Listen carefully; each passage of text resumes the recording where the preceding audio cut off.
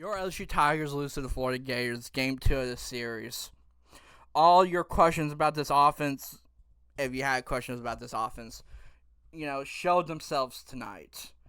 When you needed timely hitting, when you went to extra innings after your pitching basically just barely fails at the end, couldn't get you all over the finish line, your offense with a loaded amount of draft eligible players and top players and all of college baseball could not get themselves a hit.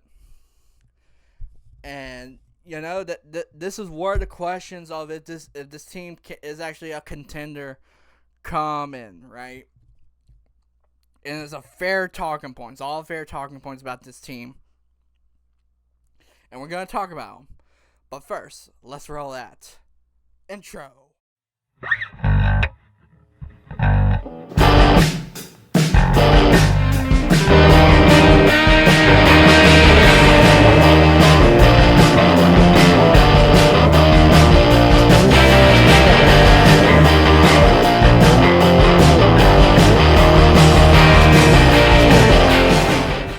Austin Shire once again for another issue video. If you enjoy this content, like, subscribe, comment, helps the channel grow, helps me know that you guys love this content, all that type of stuff. So thank you guys for watching. But let's get into this video, right?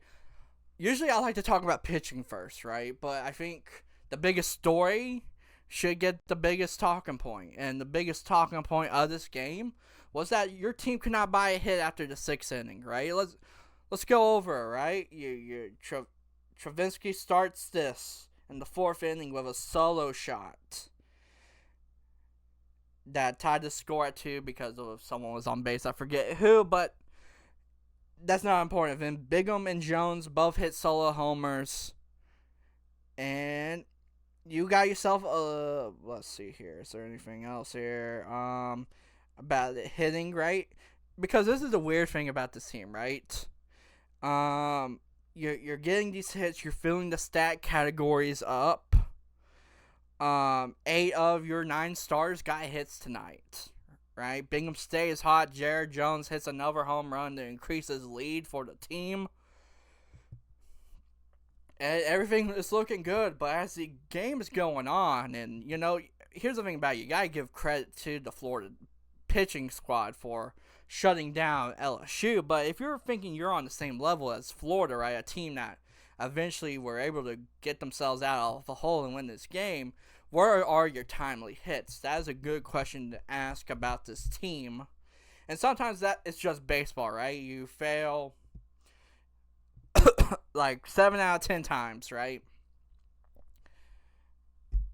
Averages and all that type of stuff. So, sometimes baseball just means you're not getting timely hits. But I think with the level that LSU is trying to achieve in this world of college baseball, where they are trying to hang banners every other year or back-to-back years if they can keep that much retention going, I expect a level of offense that can get themselves out of a hole, and they did not get themselves out of a hole after a great pitching performance by this team here, right? Gage started you guys, the LSU team off. He went 5 2/3 of an inning, surrendered 1 hit, struck out 8.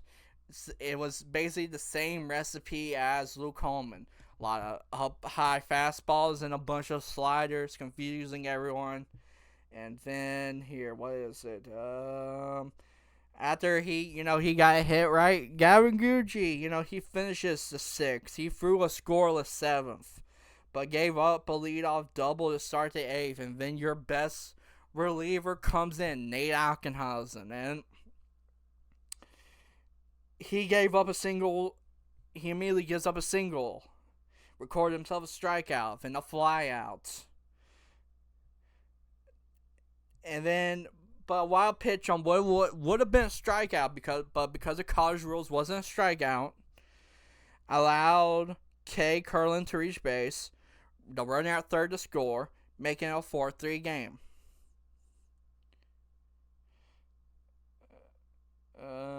And then after that, right? We go to the 9th.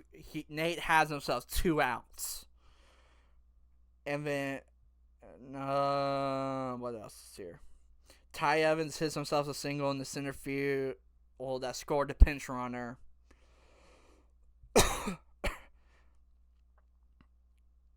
And then the game went to extras. Then Jack Callione hit himself a 2-run home run off of Alkenhausen, and the 11th to break the tie, gave the Gators the lead. And then, as I stated before, the bats stayed quiet. And I say this, right? It was a horrible situation for Alkenhausen in the 8th, right? And I think everyone will say that, right? And then maybe you should have replaced him.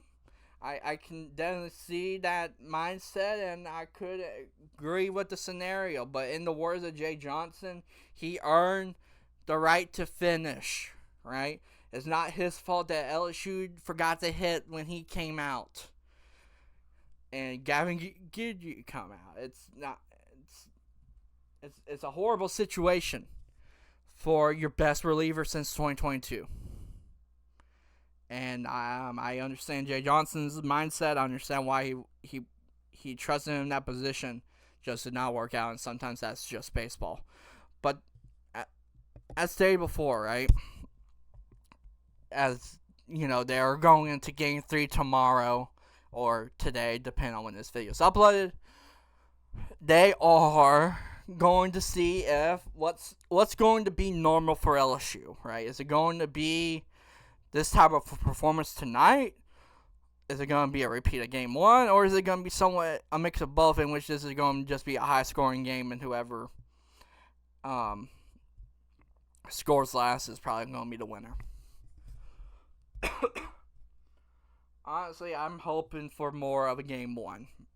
But if it's a repeat of tonight, you can keep asking all those questions about it. Is this team really the real legit thing, or is this just a hangover, or are there problems with this LSU team? But I'm going to be here to cover all that. All those type of scenarios here after Game 3. And yeah, if you enjoyed this video, like, subscribe, comment. This has been Dawson Shard. If you enjoyed this video, like, subscribe, comment, as I stated before. Helps the channel grow. All that type of stuff. And I will see you guys next time.